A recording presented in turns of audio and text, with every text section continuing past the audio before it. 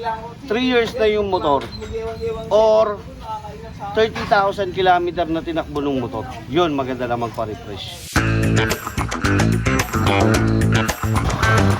Pero never naman ako tatanggap ng motor na hindi ko makasali.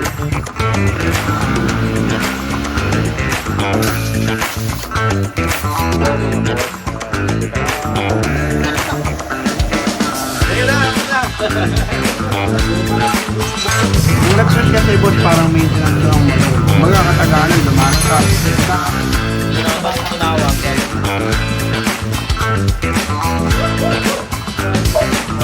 Luha po pala. Shoutout sa lahat ng mga kasama ko dito. At sa inyo sir, sa lahat ng mga kasama. Thank you.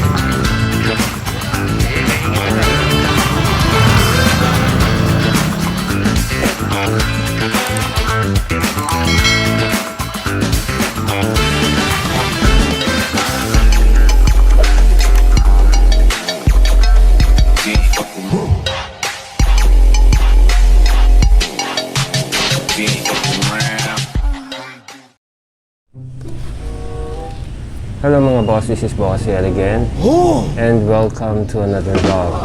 So nakikita niyo si SkyDrive in the background. Kakaiba siya because it is the first time after so many years na ginamit natin si SkyDrive sa ating motovlog. But then, this is not necessarily a motovlog. Actually, ang nakakatawa doon, we used this SkyDrive yesterday papunta ng Caloocan and we were actually vlogging. But sa kasamaang palad, yung SD card ng ating helmet camera biglang na-corrupt. It needed to be reformatted. So lahat ng kinuha natin the whole day, basically nawala.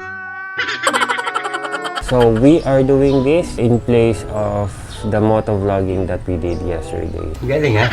But anyways, bakit nga ba nandito yung SkyDrive natin? This scooter has been with us since 2011. Only a week after na lumipat kami ng Antipolo, I realized na living in Antipolo, it would be advantageous na tipong meron kang scooter. This is not our first bike, mind you, pero this is our first scooter and the only scooter na nagtagal sa atin ng 10 years. So I bought this scooter with a very utilitarian purpose, pang errands lang talaga. But back in 2014, we then realized na tipong pwede tayong gumala-gala, lalo na dito sa province of Rizal. So we actually started our motovlogging using this scooter. Our very first vlog, you would actually see it back in 2016, wherein we looped the Laguna Lake. During that time, we used this bike and we used this scooter in many different road trips. Unfortunately, during that time, hindi naman natin masyadong vlog yun. We were more into photography at that time. Nung una, our trips are just within the vicinity of the province of Rizal and Laguna. Then later on, we started venturing further out into farther provinces. That is when we realized na nakakapagod pala pag scooter ang dala. Paano masabi? That is why after so many years, we decided on getting a bigger bike. So basically, hindi na siya nagagamit on road trips. Ginagamit na lang siya on errands. That is why the odometer on this bike, even for a 10-year-old scooter, is just 36,000 kilometers. Very low mileage pa kung tutuusin. Now comes a time na tipong hindi naman talaga natin ginagamit yan, and our sister-in-law requested to have this bike kasi gagamitin niya for service, going to and from work. Although this bike is actually running really good, it is in very good condition. We decided na since babae ang gagamit, we decided before we pass it on to our sister-in-law, mas mabuting na-refresh na siya. Sinasaludoan kita. That is why yesterday, we went to Caloocan and brought it to Team Blue Works to have several things done on this bike. On top of which is the engine refresh. So, ito yung naging biyahe natin kahapon.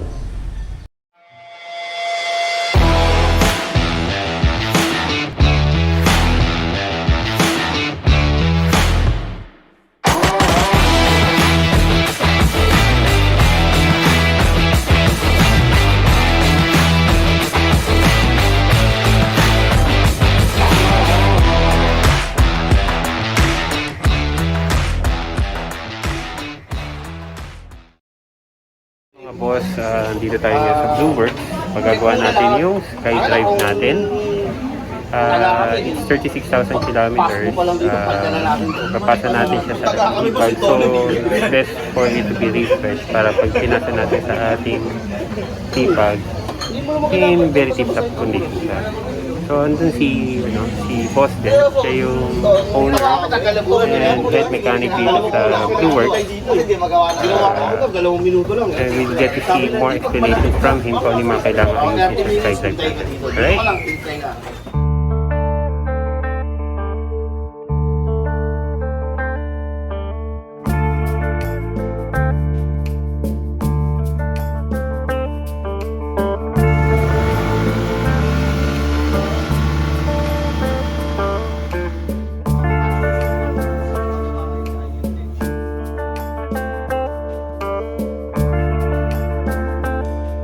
Yung refresh, pinunta ko dito yung refresh eh. So ano yung masasabi mo, ba't kailangan na refresh? Tuwing kailangan yung refresh? Yung refresh po kasi, mas maganda po talaga siya kung mga 3 years na yung motor or 30,000 kilometer na tinakbo ng motor. Yun, maganda na magpa-refresh. So pag nagre-refresh kasi, yung mga carbon ng piston at saka ng head, tinatanggal natin yun. Naglalakas na ng gas consumption ng makina. Pagka kasi katagalan na, syempre yung mga gasket hindi naman panghabang buhay yun. Tapos papalitan ng panibagong piston ring para yung kompresyon ng makina mas gumanda ulit. Number 1 kasi tinatamaan, valve seal yan. O kaya piston ring. Lumulusot na yung langis. And mas importante siguro siya kung mas maganda pag nag-refresh po kayo, palit tayo lahat ng gasket, piston ring, valve seal. Tapos mas maganda po kung genuine po yung mailagay natin para long lasting pa rin yung pyesa kinakabit natin.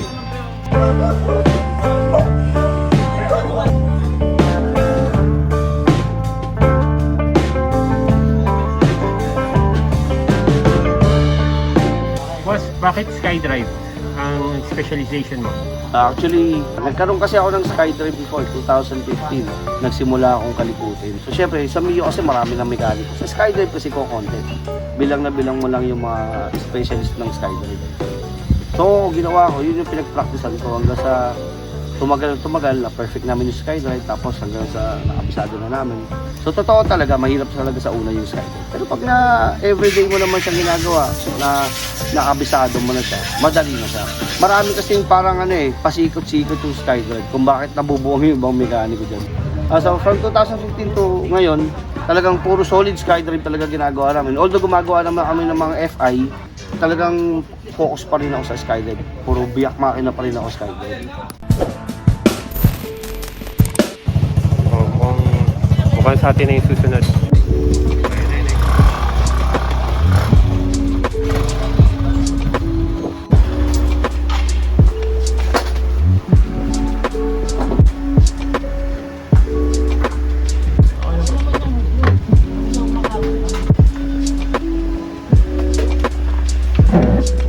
Ano ba usually ginagawa sa refresh? Tsaka bakit kailangan na refresh? Ang refresh kasi boss, parang maintenance ng motor eh. Magkakatagalan, lumalata. Nagkakaroon ng carbon para na-check up yung loob kung anong papalitan. Siyempre, sa sobrang tagal na ng motor, meron nang lumalabas na sira. Tao nga, nagkakasakit sa tandaan ng motor. Ganun din naman sa motor. Anong ginagawa sa refresh? Kasama na dun yung tune-up, bubuksan natin yung card. Lilinisan natin, check natin lahat. Kasi, moron, ito yung may ng gasolina eh. Parang siya yung puso ng motor eh.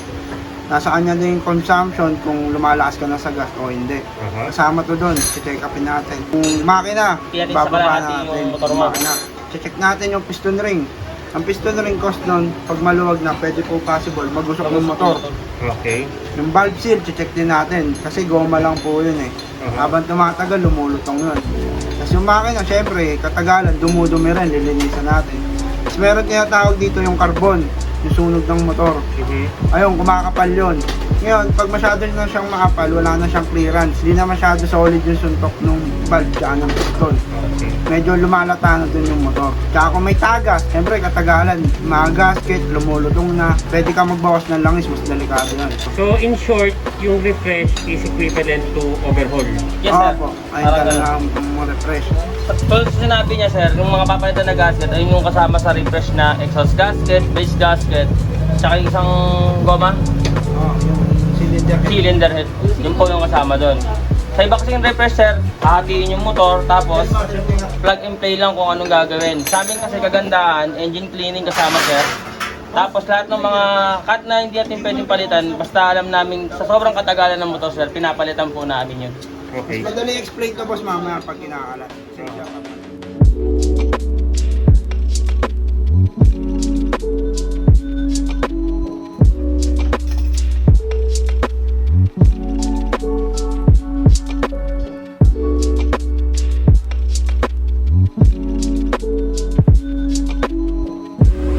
Freshness. Ito boss oh. Katagalan ito yung tinatawag na carbon. Makakapal to. Diyan nagkukos yung lumalataan sa motor. Pag kumakapal yan, syempre, hindi na lumalapat yung suntok ng piston tsaka valve. Hindi na ganun kaganda yung clearance. Medyo lumalata na yung motor. Yung black naman, good pa. Wala naman tayo. Linis lang talaga. Ito ang papalitan natin, boss.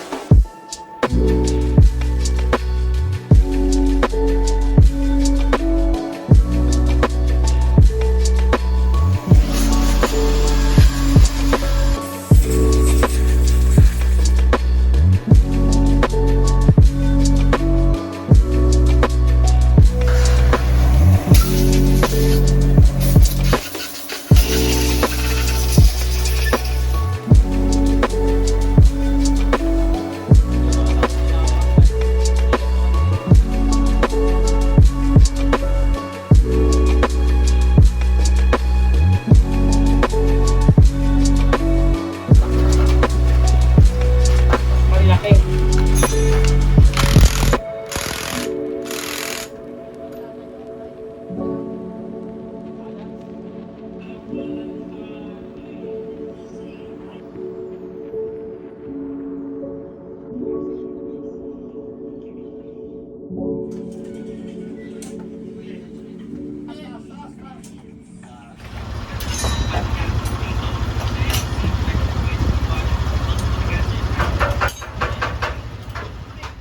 Boss Len, Yo, trivia lang, no? okay. Kanina may nakwento yung kapatid mo eh. Bakit ka tinawag na Blue? Meron kasi akong kambal si Red. Redentor yung pangalan niya, ako Reden. So Red, then. So Red, tapos Blue. Kaya naging Blue. So talagang ano lang. So, sumakay kami ng jeep, tapos tinanong, kambal kayo? Tapos nung sabi, oo. Sabi, anong name niya? Si Red. Tapos sabi nung nagtanong, ikaw si Blue. Yun, doon nag-start na Start. Red, Blue, yung name. Galing ha? Automatic na yung ganun. Oo.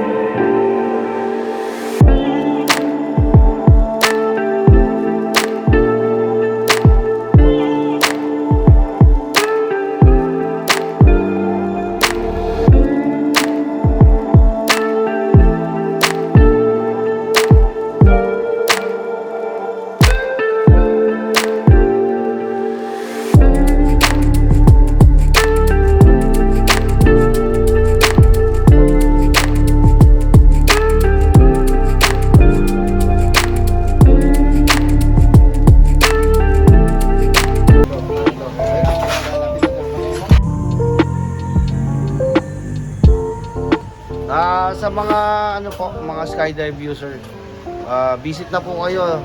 Skydive specialist po, Blue Works po. Located at 10th Avenue, Melegua Street. Search nyo lang Google tsaka Waze yung Blue Works. Madali nyo po silang makikita. dayo na kayo dito. Caloocan. Lunga po pala.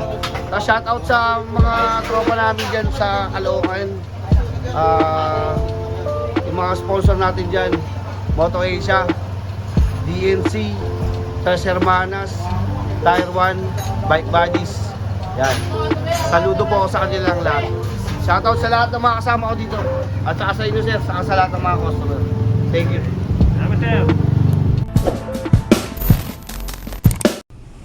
So yun lang mga boss, the transaction is done.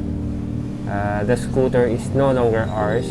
The moment you are watching this video, this scooter is no longer with me. Iniwan na siya. Ingat na lang. So, but then again, we have good memories with this bike, and I hope the new owner will have good memories of this bike as well. Alright? So, yun lang mga boss. I'll end my vlog here. If you enjoyed this video, please do like and share. And if you're new to my channel, please do subscribe to Boss PH and click that notification bell to be notified of our future uploads. Alright? So as I always say, stay awesome, stay safe. See you in the next episode. Bye for now.